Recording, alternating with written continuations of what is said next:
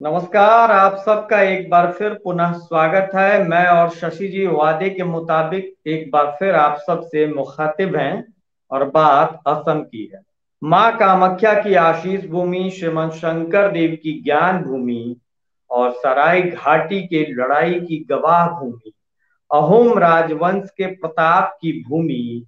और वहां से शुरू करके आप आधुनिक दौर में पहुंच जाइए तो भारत रत्न भूपेन हजारिका जी की भूमि असम की बात हम आपसे करने आए हैं। और मसला सीधे सीधे विधानसभा चुनाव से है जो इस वक्त चल रहा है। तो ऐसे में असम विधानसभा का स्वरूप क्या होगा? असम की नई विधानसभा 2 मई के बाद जिस विधानसभा की रूपरेखा तय होगी उसका स्वरूप क्या होगा, उस पर विस्तार से बात करने के लिए मैं और शशि जी आपके सामने है। ग्राउंड जीरो की एक टीम ने असम के भीतर काम किया है और उस काम के आधार पर, सर्वेक्षण के आधार पर नमूनों को जुटाकर उसके विश्लेषण के लिए शशि भाई हम सबके सम्मुख हैं, हम सबके साथ हैं।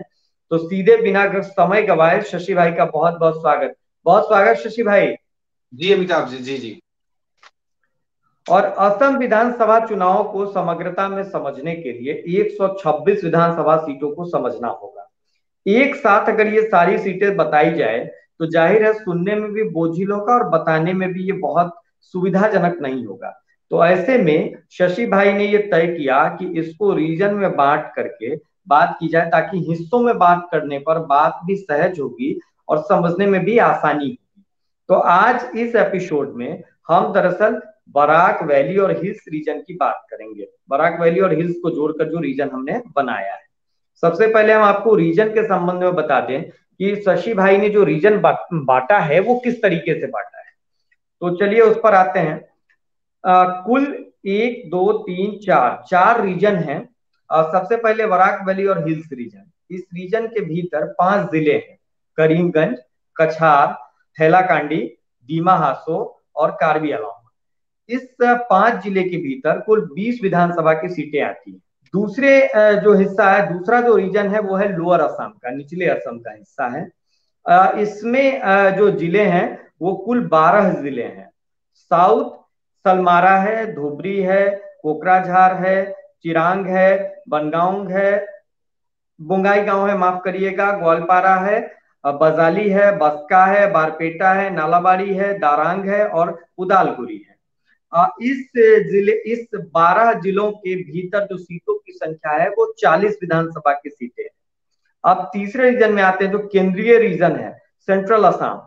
इसके भीतर कुल 7 जिले हैं: कामरूप, कामरूप मेट्रोपोलिटन, सोनितपुर, विश्वनाथ, मरीगांव और नौगांव हाजोई। ये 7 जिले हैं जिसमें 32 विधानसभा की सीटें हैं। अपर असम में आते हैं जो ऊपरी असम का हिस्सा है, इसमें कुल 9 जिले हैं: गोलाघाट, जोरहाट, माजुली, शिवसागर, चारीदेव, लखीमपुर, धेमाजी, डिब्रूगढ़ और तिनसुकिया। यहाँ कुल 34 विधानसभा की सीटें हैं। अब में से एक जो हमने आपसे कहा है कि हम बराक वैली और हिल्स रीजन की बात करेंगे, पर उससे पहले दलों की स्थिति पर भी बात करना जरूरी है। शशि भाई, जी जी। दलों की स्थिति पर जो मैं समझ पा रहा हूं कि यूपीए और एनडीए, इसके अलावा दो जी नए दल भी हैं, उसके जी। बारे में एक बार बता दीजिए जी। देखिए, तो जो दो दलों की दो नए दल इस बार चुनाव में हैं वो हैं जी असम जातीय परिषद और राइजर दल। असम जातीय परिषद के अध्यक्ष लुरिनजुन गोगोई जी, ये आसू के पूर्व जनरल सेक्रेटरी हैं। और अखिल गोगोई जी आरटी एक्टिविस्ट हैं, प्रेजेंट मूवमेंट के एक बहुत बड़े नेता रहे हैं। और ये दोनों जो नए नेता हैं, गोगोई जो नेता हैं, जो अखिल गोगोई जी और लुरिनजुन गोगोई जी, ये सीए मूवमेंट के बाद असम में काफी उभरे। और ये दोनों पार्टी कह सकते हैं कि सीए के खिलाफ है, सीए के खिलाफ गोलबंद होकर अपनी ये रणनीति कर रहे हैं और मैदान जंग में है। दूसरी तरफ मतलब यूपीए एनडीए का, जैसा कि जी जी जी पूछ जी रहे थे कुछ जी आप। जी जी प्लीज। हाँ, आप बताएं, आप और बताएं। दूसरी तरफ जो अपने यूपीए एनडीए की बात किया, तो यूपीए थोड़ा सा इस बार विस्तार रूप ले लिया है। पिछले बार यूडीएफ और कांग्रेस अलग अलग चुनाव लड़े थे, लेकिन इस बार दोनों हम्म साथ में आए हैं। और इनके साथ हम्म। बीपीएफ जुड़ गई है, बीपीएफ सरकार में बीजेपी के साथ। और लेफ्ट की ठीक जो है। तीनों पार्टी है, सीपीआईएमएल, सीपीएम और सीपीआई, इनके साथ है। आरजेडी एक सीट पर चुनाव लड़ रही है, तिनसुकिया की सीट। और एक नई पार्टी है, जीत कुमार भुइया जी राज्यसभा सांसद, पत्रकार रहे हैं, उनकी नई पार्टी है जी। अचाली दल मोर्चा, ये भी अलायंस में है। अगर यूपीए की हम्म। हम बात करें तो कांग्रेस 93 सीटों पर चुनाव लड़ रही है, जिसमें से 5 सीट पर वो फ्रेंडली फाइट में है यूडीएफ के साथ। बोडोलैंड जी पीपुल फ्रंट की बात करें तो 12 सीट पर चुनाव लड़ रही है। एयूडीएफ की हम बात करें तो 19 सीट पर चुनाव लड़ रही है, 14 मुख्य रूप से लड़ रही है और 5 पर फ्रेंडली फाइट है कांग्रेस के साथ। मतलब उस सीट पर कांग्रेस ठीक है। उम्मीदवार दिया है और ये भी उम्मीदवार दिए हैं। Communist party hmm of India की बात करें तो 1 सीट पर चुनाव लड़ रही है। सीपीएम की अगर हम बात करें तो 2 सीट पर, और सीपीआईएम 1 सीट पर, आरजेडी 1 सीट पर, मैंने पहले ही आपको बताया, और अकाली दल मोर्चा 2 सीट पर चुनाव लड़ रही है। दूसरी तरफ हम एनडीए की बात करें तो पिछले बार भी बीजेपी और असम गण परिषद साथ में थे। इस बार बोडो की नई पार्टी यूपीपीएल इनके साथ आ गई है। यूपीपीएल के अध्यक्ष हैं प्रमोद बोडो जी। बीजेपी के बारे में तो आप लोग जानते ही होंगे कि बीजेपी के अभी प्रदेश अध्यक्ष वहां पर है रंजीत कुमार दास जी, और मुख्यमंत्री हैं सोनोवाल जी, तो चेहरा तो है ही, और दूसरे जो काफी प्रभावशाली नेता है वही हिमंता बिस्वा शर्मा जी। और आरएसएस मूवी से एक नेता है, वो भी काफी चर्चित है, पीछे पर्दे के पीछे चलता है कि कहीं वो मुख्यमंत्री बन सकते हैं। इन दोनों के बीच खटपट में अमिताभ जी इनके बारे में जरा बताने की कोशिश करेंगे जी। दिलीप कुमार जी जी सैकिया जी। जी के बारे में बात कर रहा था। दिलीप सैकिया साहब, हाँ दिलीप सैकिया साहब की संघ की पृष्ठभूमि है, और जिसका जिक्र अभी कर रहे थे शशि भाई, रमन डेका एक बड़े नेता हुआ करते थे, बीजेपी के राष्ट्रीय मंत्री भी रहे। उनकी सीट जो है वो दिलीप सैकिया साहब को मिली, और वहां से ये जीत के पहुंचे। और दिलीप सैकिया साहब चूंकि संघ की पृष्ठभूमि है, तो जाहिर है बीजेपी शासित राज्यों में संघ की पृष्ठभूमि के मुख्यमंत्रियों का होना एक वो पूरा क्रम है। तो उसको अगर आप असम के संदर्भ में देखेंगे तो सही ही कह रहे हैं शशि जी, ये एक बड़े नेता है। जी शशि भाई। कांग्रेस की अगर हम बात करें तो कांग्रेस के प्रमुख नेता में बात करें तो गौरव गोगोई जी हैं, प्रद्युत बरदलोई जी हैं, सुष्मिता देव जी हैं, रिपुन बोरा जी हैं, और सैकिया जी हैं, देवव्रत सैकिया जी हैं जो जी विपक्ष के नेता हैं। और यहाँ पर हाँ कांग्रेस का पूरा कमान संभाले हुए हैं छत्तीसगढ़ के मुख्यमंत्री भूपेश बघेल जी, और भाजपा जी। के मतलब प्रभारी हैं बैजयंत पांडा जी जो उड़ीसा से आते हैं। और देखिए अमिताभ जी, हम लोग दर्शकों को जरूर बताना चाहिए कि पिछले बार कांग्रेस बीजेपी सॉरी पिछले बार बीजेपी जब हम्म सत्ता में आई थी तो उसके पहले उसके पास, मतलब पिछले चुनाव में 2016 के पहले 2011 में जो चुनाव हुआ था, सिर्फ 5 सीट थी हम्म। बीजेपी के पास। 5 से 60 ठीक सीटों है। पर बीजेपी गई थी। एक मतलब तो ये जो पूरा ट्रांसफॉर्मेशन हुआ था उसका एक बहुत बड़ा कारण ये था कि तरुण गोगोई जी पिछले 15 साल से असम में सत्ता में आ रहे थे, तो 15 साल के बाद एक एंटी इनकम्बेंसी तो होना लाजमी है। और दूसरा जो मोदी जी का वेव चला वो उनको ले डूबा। जी अमिताभ जी। ठीक है, चलिए। तो ओवरऑल असम की बात हम करेंगे, लेकिन वो आखिरी के हिस्से में जब तमाम रीजन की हम बात कर लेंगे, तो सीधे हम लिए चलते हैं शशि भाई, हम लोग चलते हैं बराक वैली और हिल्स रीजन में।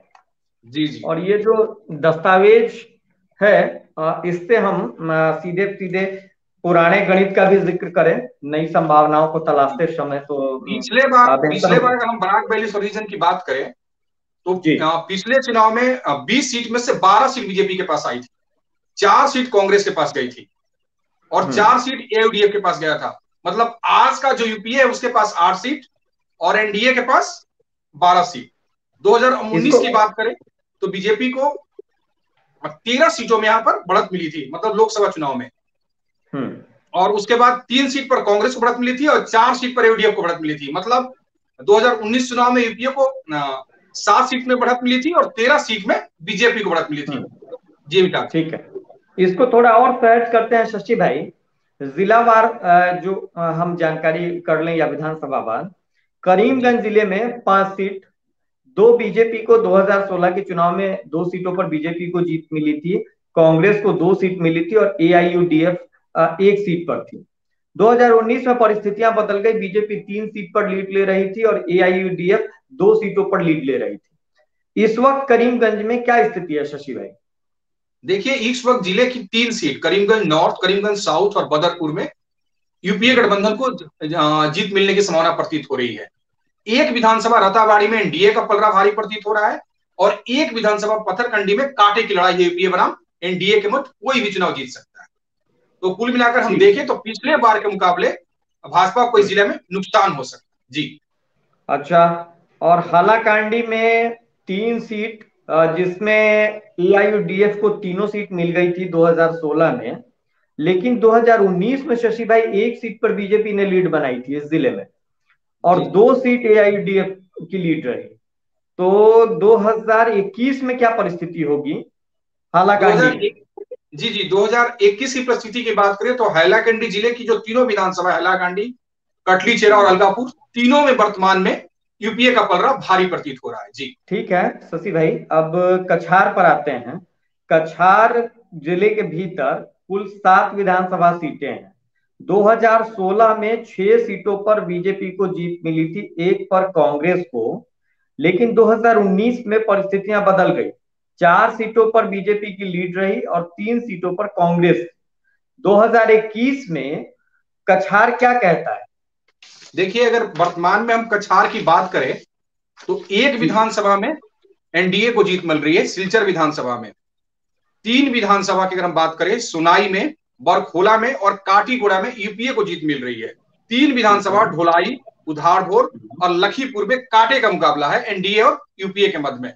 मतलब अगर हम पिछले बार की तुलना में बात करें तो इस जिला में भी भाजपा को नुकसान हो रहा है और कांग्रेस और एडीएफ गठबंधन को लाभ हो रहा है। और इसका स्पष्ट कारण देखने को मिल रहा है कि मुस्लिम मतदाता जो इस क्षेत्र में है वो एकजुट होकर इनको वोट कर रहे हैं। जी ठीक है, चलिए। दीमा हासो एक सीट है केवल इस जिले में, और बीजेपी को मिली थी 2016 में। 19 में भी बीजेपी की लीड थी इस कंस्टिट्यूंसी में। अभी जी क्या जी स्थिति है 2021 में? दीमा हसाओ जिला की जो फ्लोम विधानसभा है, इसमें भाजपा का पलड़ा अभी भी भारी है और इस सीट में भाजपा की जीतने की पूरी संभावना है। जी जी ठीक है। और कार्बी आंगलोंग जिले की अगर बात करें तो 4 सीटें हैं इस जिले में। बीजेपी को 2016 में 3 सीट मिली थी, एक पर कांग्रेस की जीत हुई थी। और 2019 लोकसभा के दौरान चारों सीट पर बीजेपी की बढ़त थी। अभी कार्बी आंगलोंग में क्या परिस्थिति है इस विधानसभा में? आज की बात करें तो इस जिला की 3 विधानसभा में भाजपा जीत की ओर बढ़ रही है। सिर्फ एक विधानसभा, दीपू विधानसभा में थोड़ा सा कांटे का मुकाबला है। और यहाँ पर कांटे का मुकाबला इस कारण हो गया है कि यहाँ के जो एमएलए थे बीजेपी के, वो कांग्रेस में जाकर चुनाव लड़ रहे हैं और उनका अपना एक व्यक्तिगत प्रभाव है। तो अपने व्यक्तिगत प्रभाव से कांग्रेस को यहाँ पर मुकाबले में बनाए हुए हैं। लेकिन आप मान सकते हैं कि इस जिला की चारों विधानसभा बीजेपी जीत सकती है। 3 में तो आसानी से जीत ही रही है, दीपू भी शायद जीत जाएगी। जी ठीक है, तो अब इसके साथ ही बराक वैली रीजन जो है उसकी सीटों का हमने जिक्र कर लिया है, 20 विधानसभाओं का। तो अब हम आपसे ये समझना चाहेंगे शशि भाई कि ये जो बराक घाटी का इलाका है, ये दरअसल बंगाली भाषी मतदाताओं का प्रभाव क्षेत्र है।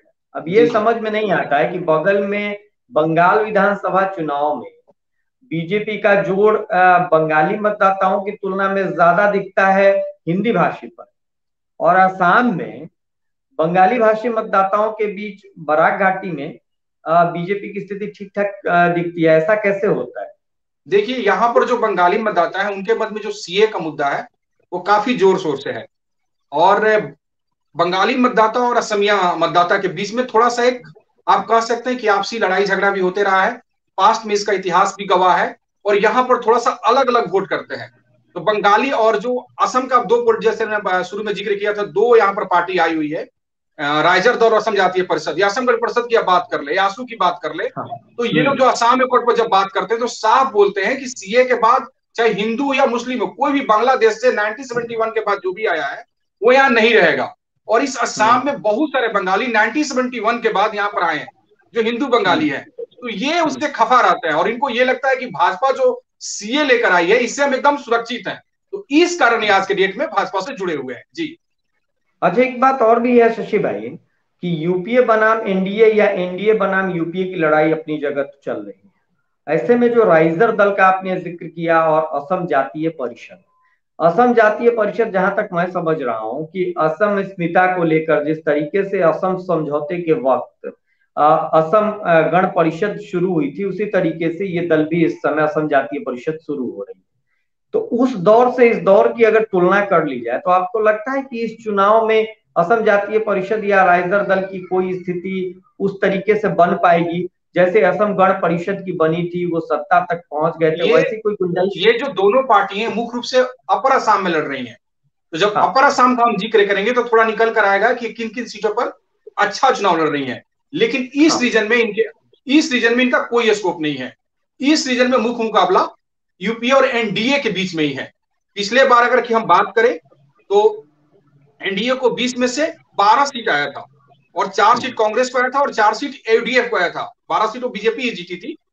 इस ठीक बार है। की हम बात करें तो इस 20 सीट में से 6 से 9 सीट एनडीए को मिल सकती है और 9 से 12 सीट यूपीए को मिल सकती है। जी तो इस रीजन में मतलब नुकसान दिख रहा है एनडीए का बहुत साफ तौर पर। जी जी, इस रीजन में भाजपा को कुछ सीटों का नुकसान हो सकता है। जी फिर फिर से मैं उसी सवाल पर आता हूं, सर्वेक्षण अनुमान परिणाम के कितने करीब होंगे शशि भाई? देखिए, इस रीजन में तो जो हमारा ओपिनियन पोल है, मुझे लगता है कि हमारी टीम ने काफी अच्छा काम किया है और यहाँ पर स्ट्राइक रेट 95% सिक्योर रहने की पूरी संभावना है। जी बहुत अच्छा, हमारी भी शुभकामना ग्राउंड जीरो का ये रिसर्च, ग्राउंड जीरो का ये काम परिणाम में तब्दील हो और अधिकतम अनुमान जो है वो सटीक साबित हो। हालांकि पीछे का भी आपका ट्रैक रिकॉर्ड बहुत अच्छा है, तो ऐसे में भरोसा न करने की कोई वजह नहीं है। फिर भी कई बार अक्सर टेलीविजन में लोग ये बताते हैं कि ये उस समय सर्वेक्षण किया गया, ये इस समय सर्वेक्षण किया गया, ये ऐसे बदल गया, वैसे बदल गया। तो इस लिहाज से मैंने आपसे पूछा। तो अच्छा है, जिन लोगों की रुचि है असम के चुनाव में, जो इस वक्त हम दोनों को देख रहे हैं, सुन रहे हैं, उन तमाम लोगों से हमारी अपील है, इसी तरीके से असम विधानसभा के अलग अलग क्षेत्र, अलग अलग रीजन की पूरी जानकारी हम अपनी बातचीत में आगे के एपिसोड में भी आप तक देंगे। वो तमाम जानकारी आप सुनिए, उसको साझा करिए, अपनी प्रतिक्रिया, जो आपका पक्ष हो, प्रतिक्रिया हो, आलोचना हो, उसका भी हमेशा की तरह सदैव स्वागत है, स्वागत था, स्वागत रहेगा। पर अगर अभी तक आपने ग्राउंड जीरो के यूट्यूब को सब्सक्राइब नहीं किया है, तो मेरा विनम्र निवेदन है कि आप बिना समय गवाए हमारे चैनल को सब्सक्राइब करिए और हमारी बातचीत को ऐसे ही सुनते रहिए और अपनी प्रतिक्रिया से हमें भी अपनी जानकारी आप साझा करते रहिए। तो इस बातचीत में शशि भाई मुझे लगता है कि इस रीजन को यहीं विराम देना चाहिए, क्योंकि बातचीत जी पूरी जी, हो गई यहीं है। पर विराम देना चाहिए। हम अपने अगले वीडियो में लोअर असम रीजन की बात करेंगे। जी ठीक है, तो उम्मीद है आप सब साथी फिर से जुड़ेंगे। हम अपनी सूचना पहले जैसे आपको देते हैं, वैसे ही पहले अपने प्लेटफॉर्म्स के जरिए हम बताएंगे कि हम किस वक्त किस रोज आपसे जुड़ रहे हैं अगले एपिसोड में। और आप फिर से जुड़ेंगे, इस बात की अपेक्षा उम्मीद है आपसे, और अपने जानने वालों तक आप जरूर हमारी बात पहुंचाएंगे ताकि उनको भी हमारे अनुमान का अंदाजा लगे। इसी के साथ, इस निवेदन के साथ इस बातचीत को यहीं विराम देते हैं। नमस्कार। जी जी, धन्यवाद आप सभी।